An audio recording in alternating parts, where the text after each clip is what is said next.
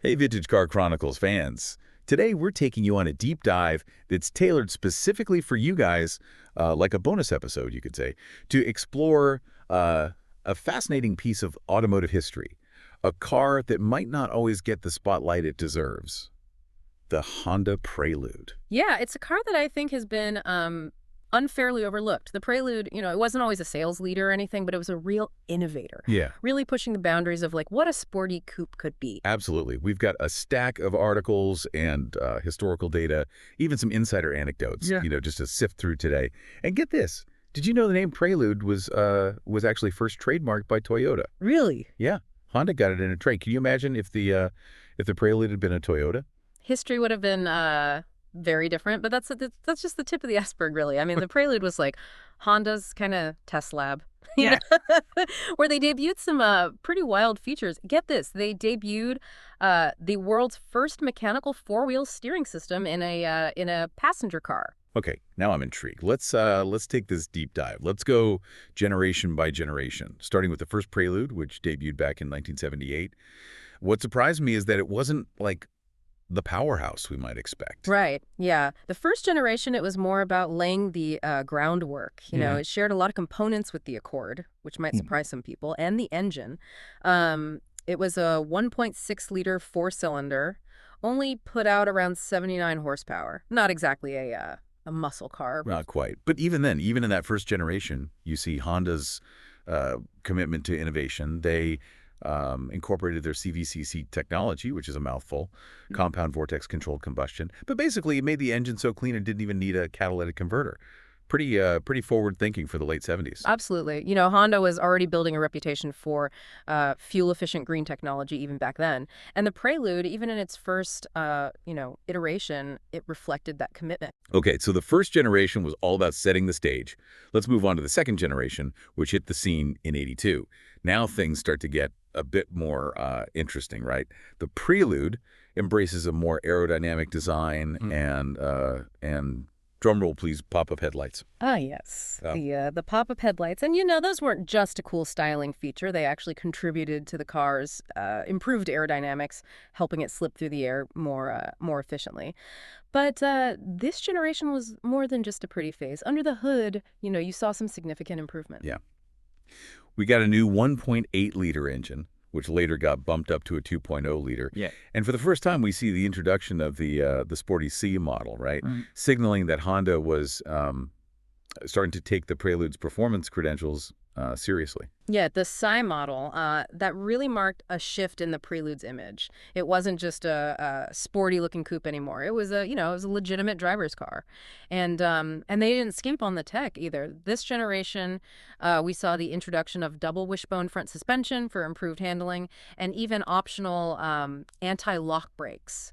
Pretty advanced stuff for the early '80s. Anti-lock brakes back then, that was a real luxury. It shows how Honda was packing the Prelude with features that were like ahead of its time. But I think the real wow moment comes with the third generation, which launched in 1987. Yeah, now this is where things get really wild. The third generation, it introduced something truly groundbreaking. The world's first mechanical four-wheel steering system in a production car. Hold on a second, four-wheel steering. Yeah. Back in the 80s, I have to admit I'm a little lost here. How did that even work? Well, think of it this way. At low speeds, the rear wheels would turn slightly in the opposite direction to the front wheels. And this made the turning circle incredibly tight, made it a dream to maneuver in tight spaces. So parallel parking was a breeze. Exactly. But it gets even cooler. At higher speeds, the rear wheels would turn slightly in the same direction as the front, adding stability during, lane changes and cornering. It was a brilliant solution. And it's all done mechanically. No electronic wizardry needed. Wow. I'm starting to see why the Prelude developed such a dedicated following. They were really packing it with innovation, even if it wasn't, always the most popular car on the road. Right. And this generation also saw a major improvement in aerodynamics. The third gen Prelude had a drag coefficient of just 0.34. Wow. That's slippery smooth, and they incorporated high-strength steel in the roof pillars for added safety. So it was safe and efficient and technologically advanced. Honda was really firing on all cylinders with this generation. But of course, the story doesn't end there. Let's talk about the fourth generation, which arrived in 1991. This one, I think, really starts to look like the Preludes we remember. Yeah, this generation took everything up a notch. You Yeah. know, the design was curvier, more modern, and under the hood, we saw the introduction of Honda's legendary VTEC engines. VTEC stands for variable valve timing and lift electronic control. A mouthful, I know. But it's more than just a fancy name, right? It's a real game changer in terms of performance. Explain it to our listeners who might not be familiar with VTEC. Sure. So VTEC is like having two engines in one. At low revs, it prioritizes fuel efficiency, but when you hit higher RPMs, the engine's personality changes, like an athlete shifting gears. You know, you get this surge of power and that iconic VTEC sound music to any car enthusiast's ears. And it wasn't just about the engine. The fourth generation also saw improvements in suspension and handling, further cementing the Prelude's reputation as a driver's car. In fact, they even used a fourth generation Prelude as the Formula One safety car for the 1994 Japanese Grand Prix. That's right. That's no small feat. To be entrusted with the safety of Formula One drivers, the Prelude had to be more than just quick. It had to be agile, predictable, and incredibly reliable under pressure. It speaks volumes about the car's capabilities. Okay, so we've got four generations of Prelude evolution under our belts, each pushing the boundaries of what a sporty coupe could be. But the story isn't over yet. There's one more chapter to explore, the fifth and final generation, which arrived in 1996. What did Honda have in store for the Prelude's swan song? Well, the fifth generation, it was kind of a mixed bag. You know, it retained that sporty spirit, but it also made some interesting choices that divided opinion among Prelude enthusiasts. For starters, Honda decided to only offer one engine option globally. Really, just one engine. That seems like a bold move. Yeah. Especially considering previous generations had offered like a range of choices. It was a departure for sure. The engine itself wasn't a slouch, you know. It was a 2.2-liter four-cylinder with VTEC that put out a respectable 200 horsepower. But the lack of options, it left some fans wanting more. Yeah, I can see how that might have been disappointing for some. So what did Honda do to make this final generation stand out? Well, they doubled down on handling and introduced a new technology called active torque transfer system, or ATTS for short. It was a sophisticated system that could automatically transfer power between the front wheels during cornering, improving grip, and reducing understeer. Sounds impressive, but I remember reading somewhere that this system was a bit finicky. Yeah, you're right. ATTS, while innovative, was also quite complex and unfortunately somewhat unreliable. It added weight and expense, and repairs could be costly. It's a shame because the concept itself was brilliant, you know, but the execution wasn't quite there. So it seems like the fifth generation, despite its advancements, wasn't quite the grand finale some had hoped for. But every car has its quirks, right?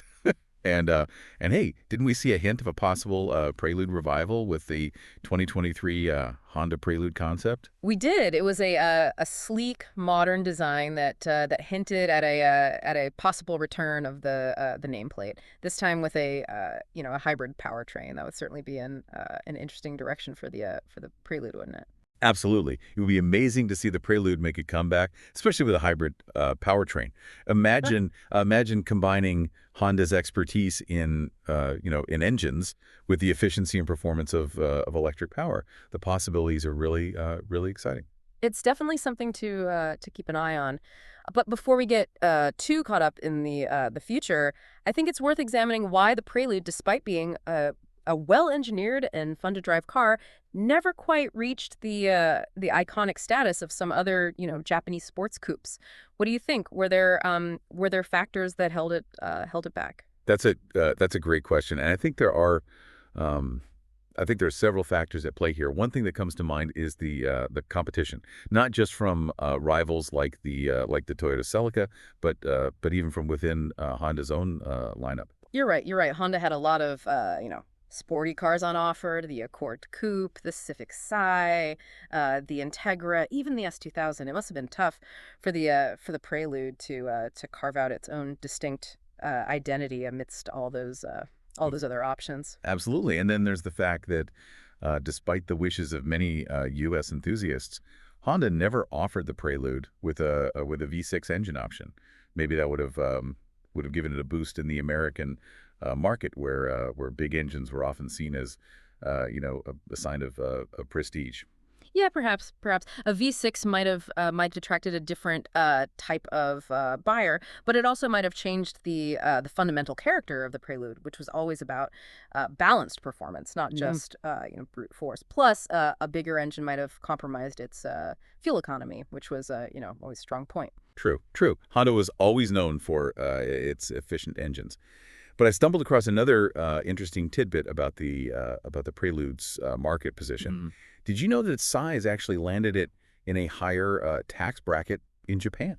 That's right. That's right. In Japan, car taxes are based on engine displacement and vehicle size. And the Prelude, being slightly larger than some of its rivals, ended up in a category that made it less appealing to budget-conscious buyers in its home market.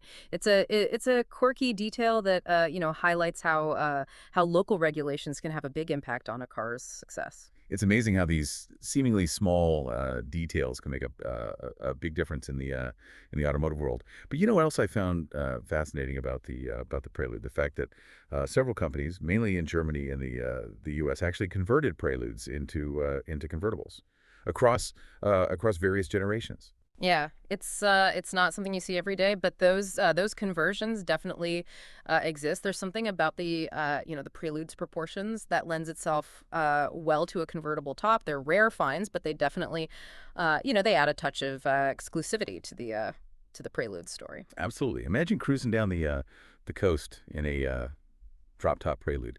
Talk about turning heads. But but let's shift gears for a moment and really dive into what made the Prelude special, its engines. Now we're talking. This is where Honda's engineering prowess really shines. The Prelude, over its 5 generations, it showcased a variety of 4-cylinder engines, each a testament to Honda's dedication to performance and efficiency. We've already touched on the innovative CVCC technology of the first generation, but let's fast forward to the engines that really cemented the Prelude's reputation as a driver's car. I'm guessing you're talking about the legendary B series and H series engines, right? Those are practically worshipped among Honda enthusiasts. You got it. The B series engines, especially the B20A, were known for their high revving nature and incredible responsiveness. They were lightweight, compact, and with the right tuning could produce some serious power.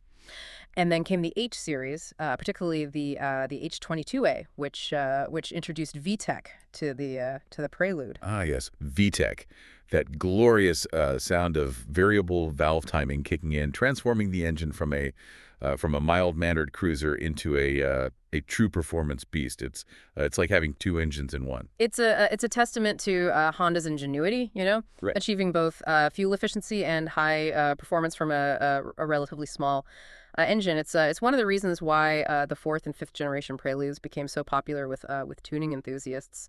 They were practically begging to be modified. Okay, we've covered the design evolution, the market context, the convertible curiosities, and even the engine magic. But what about the Prelude's legacy? What lasting impact did this often overlooked sports coupe have on the automotive world? Well, the Prelude, despite its relatively short lifespan, played a significant role in shaping Honda's image as a maker of sporty, technologically advanced cars. It pushed the boundaries of what a front-wheel drive coupe could be introducing innovations like four-wheel steering and VTEC to a wider Well, audience. let's not forget its impact on design. The Prelude's sleek aerodynamic lines influenced the aesthetic of sporty coupes for years to come.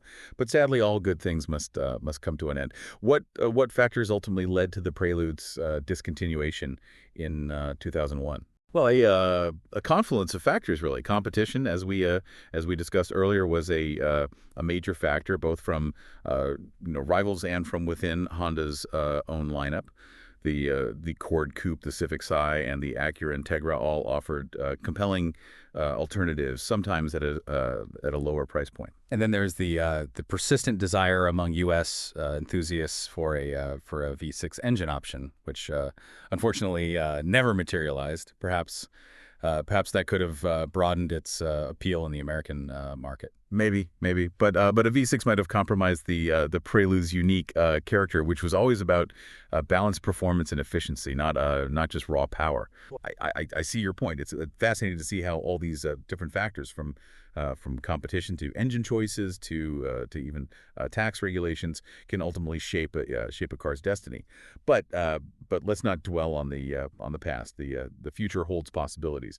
What are your thoughts on the recent 2023 Honda Prelude concept? Could this mark a triumphant return for the nameplate?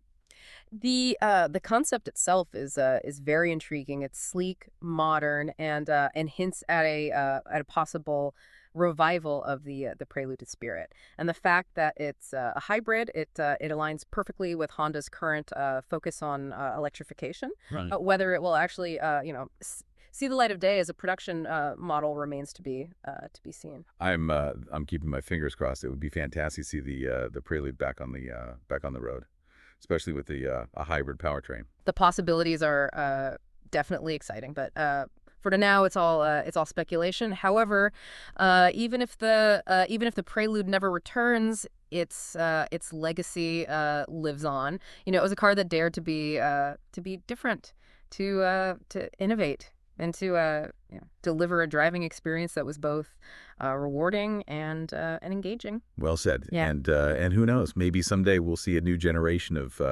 Preludes out there carrying the torch of innovation and performance into the future. But before we wrap up this deep dive, I have one more fascinating tidbit I stumbled upon, a quirky detail that speaks to the Prelude's special place in the hearts of its fans. Have you ever heard of the nickname the Kawago Benz? The Kawago Benz. I can't say I have. Where does that come from? It all goes back to the first generation Prelude and its birthplace, the Honda factory in Saitama, Japan. This factory was located in an area called Kawago, and the residents took immense pride in their locally produced Honda coupe. Ah, I see. So it became like a symbol of local pride. Yeah. Elevated to a status symbol akin to a Mercedes-Benz, hence the Kawago Benz nickname. Exactly. It's a testament to the Prelude's ability to transcend its status as just a car, and become a symbol of local craftsmanship and community identity. It's a heartwarming reminder that cars often hold a deeper meaning for people beyond their functional purpose. They can represent aspirations, memories, and even a sense of belonging. And in the case of the Prelude, it's a testament to a car that, while not always in the spotlight, has earned a special place in the hearts of its fans, from Kawago to California and beyond. Well said. The Prelude, with all its quirks and its relatively short time on the market, has left behind a legacy of innovation, sporty character, and lasting appeal. And who knows? Maybe someday we'll see its return, ushering in a new chapter in its story. I for one would love to see that happen. But for now, let's savor the memories of this unique and often underappreciated sports coupe. Welcome back, Vintage Car Chronicles fans. We're diving right back into the fascinating world of the Honda Prelude. I'm still thinking about those convertible conversions we talked about. It's not something you see every day, but they add a whole new layer of cool to the Prelude story. It shows you how much passion people have for this car. That's a great point. The fact that companies and enthusiasts went to the trouble of converting Preludes into convertibles, it speaks volumes about its design appeal and its potential for customization. It wasn't just a practical sporty coupe. It was a car that inspired people to get creative and express their individuality. Right. It's like they saw a hidden gem in the Prelude, you know, Hmm. a canvas for their automotive dreams. Speaking of dreams, didn't some American fans dream of a V6 powered Prelude? It's a bit of a what if scenario that I find intriguing. Yeah, it's a question that's been debated among Prelude enthusiasts for years. Would a V6 engine have made the Prelude a sales hit in the U.S.? It's possible, but it also might have compromised the car's inherent balance and agility. Yeah, maybe a V6 would have been too much of a good thing, right? Remember, the Prelude was always about balanced performance, not just raw power. It was a car that excelled in the corners, not just on the straightaways. Exactly, exactly. It was a driver's car, Yeah.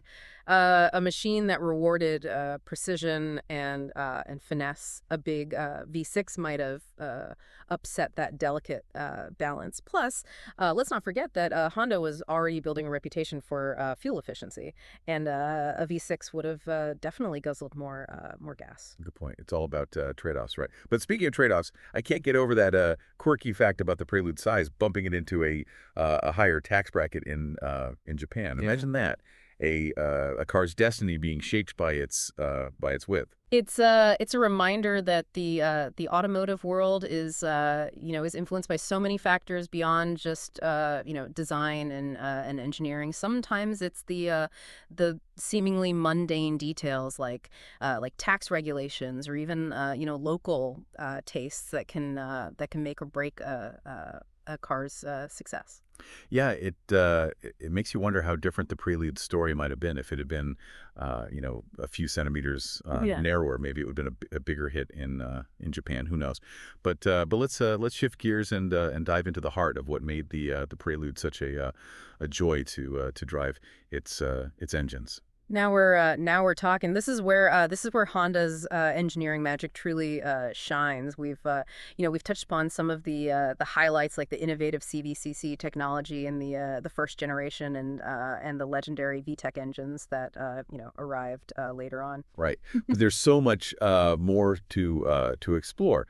Those engines weren't just about power. They were about character, responsiveness, and that unmistakable Honda refinement. They were engines that made you want to rev them out to hear them sing. You hit the nail on the head. Take the B series engines for example. They were known for their high revving nature, their willingness to be pushed to the limit, and with a little bit of tuning, they could unleash some serious power. They were a favorite among enthusiasts who love to tinker and extract every last ounce of performance. Yeah, they were practically begging to be modified. And then came the H series engines, which brought VTEC to the Prelude party. VTEC was a real game changer, wasn't it? It's like on Honda found a way to cheat the laws of physics, Mhm. squeezing both fuel efficiency and exhilarating performance from a relatively small four-cylinder engine. VTEC was a stroke of genius, no doubt about it. It was a technology that captured the imagination of car enthusiasts worldwide. Suddenly, you could have a car that sipped fuel in daily driving, but transformed into a screaming banshee when you wanted to have some fun. And that sound, that glorious VTEC crossover. Point. It was like a siren song to anyone who loved driving. It was addictive. It made you want to keep pushing the engine to hear that sweet sound over and over again. But beyond the raw power and the addictive sound, what was it about those Honda engines that made them so special? It was a combination of factors, really. First and foremost, they were, incredibly well engineered. Honda has always had a reputation for building bulletproof engines, and the Prelude's power plants were no exception. They were reliable, durable, and could handle a fair amount of abuse. Right. These were engines you could really thrash on, and Yeah, they yeah. wouldn't complain. But it was more than just reliability, wasn't it? There was a certain finesse, a smoothness to those Honda engines that you didn't find in many other cars. Exactly. They were smooth, refined, and revved with a kind of effortless grace. It's hard to describe, but it was like they were always happy to be pushed to be part of the driving experience. They weren't just machines; they were partners in crime. Yeah, they had soul, those engines, and I think that that soul, that connection between car and driver is what made the Prelude so special. I think you've hit on something really important there. The Prelude wasn't just about numbers on a spec sheet. It was about feeling, about emotion, about that intangible connection between human and machine. It was a car that made you feel alive, engaged, in control. Absolutely, and that's something that's often missing in modern cars with all their technology and automation. The Prelude was a reminder that driving can be an art form, a symphony of senses, a dance between you and the road. Well said. And it's that legacy of driving joy, of pure automotive passion that makes the Prelude such a compelling case for a modern revival. Yeah, imagine a new Prelude that captures that essence, that feeling of connection and engagement. It would be a car that stands apart from the crowd, a machine that celebrates the art of driving in a world that's increasingly focused on automation and detachment. Yeah, I can already picture it. A sleek, modern Prelude, perhaps drawing inspiration from the lines of the 2023 concept, but with a contemporary twist, a lightweight chassis, a high revving engine, maybe even a hybrid powertrain for a boost of efficiency and performance. And of course, it would have to have a manual transmission option, right? No two driver's car is complete without the ability to row your own gears. Absolutely, it would be a car that speaks to the heart of what made the Prelude so special. That visceral connection between driver and machine. But for now, that's all just a dream. But hey, sometimes dreams do come true, and even if a new Prelude never materializes, the legacy of the original lives on. It's a reminder that driving can be more than just transportation. It can be an experience and adventure, a form of self-expression. Yeah, it's a reminder that sometimes the most rewarding journeys are the ones we take behind the wheel of a car that speaks to our soul.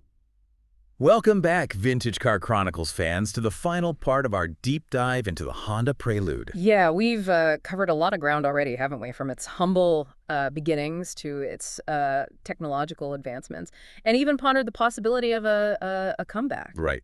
But before we get too caught up in what the future might hold, I think it's important to take a moment and really appreciate what made the Prelude so special. Yeah, you're right. It wasn't just another car. It was a car that resonated with a certain type of driver who appreciated its unique blend of performance, practicality, and refinement. It was a car that could handle daily commutes with ease, but also light up a winding road on the weekend. Exactly. It was a true driver's car, a machine that rewarded those who sought a more connected and engaging driving experience. And it's amazing. Even today, if you find a well-maintained Prelude, it still drives remarkably well. The handling is sharp. The engines are eager to rev, and there's a certain balance and poise that's hard to find in modern cars. Yeah, it's a testament to Honda's engineering that these cars have aged so gracefully. You can really tell that they were built with passion and a focus on quality. And that brings us to an interesting question. Why was the Prelude discontinued in the first place? It seemed to have a lot going for it. Well, as we discussed earlier, competition was a major factor. The automotive landscape was changing, and the Prelude found itself facing pressure from both rival automakers and even from within Honda's own lineup. Right, the Accord Coupe, the Civic Si, the Integra, they were all vying for the same slice of the market. And then there was the persistent desire among some enthusiasts for a V6 engine option, which Honda never delivered. Yeah, maybe that would have given it a sales boost in certain markets, but it also might have changed the fundamental character of the Prelude. Exactly. The Prelude was never about brute force. It was about balanced performance, about agility and finesse. A V6 might have made it faster in a straight line, but it might have compromised its handling prowess. So it seems like the Prelude was a victim of circumstance in some ways, caught between segments, facing stiff competition, and perhaps not fully embracing the demands of certain markets. But you know what? I think that's part of what makes it so endearing. It was a car that stayed true to its own identity. It never tried to be something it wasn't. It was a car for those who appreciated its unique blend of qualities, those who understood that true driving pleasure isn't always about raw horsepower or flashy styling. It was a car for those who valued the connection between driver and machine, who sought a more analog, more visceral driving experience. And that's why I think the Prelude would be the perfect candidate for a modern revival in a world that's increasingly dominated by SUVs and electric cars. There's a growing nostalgia for the kind of driving experience that the Prelude embodied. Yeah. Imagine a new Prelude, perhaps, drawing inspiration from the sleek lines of the 2023 concept, but with a modern twist, a lightweight chassis, a high revving engine, maybe even a hybrid powertrain for a boost of efficiency. And of course, a manual transmission option, because no true driver's car is complete without the ability to row your own gears. Right. It would be a car that celebrates the art of driving, a machine that connects the driver to the road in a way that few modern cars can. It's a tantalizing thought, isn't it? Yeah. But even if a new Prelude never materializes, the legacy of the original lives on. It's a reminder that true driving joy comes from passion, from innovation, and from a willingness to break the mold. Well said. The Prelude might be gone, but its spirit lives on, inspiring future generations of car enthusiasts and reminding us that sometimes the most rewarding driving experiences come from the most unexpected places. Well, I think that's a great place to wrap up our deep dive into the Honda Prelude. It's been a pleasure exploring this fascinating piece of automotive history with you. Thanks for joining us on this deep dive into the world of the Honda Prelude Vintage Car Chronicles fans. And remember, new episodes of Vintage Car Chronicles are available daily on Spotify, so be sure to subscribe and stay tuned for more automotive adventures. Until next time, keep those engines revving and your passion for cars alive.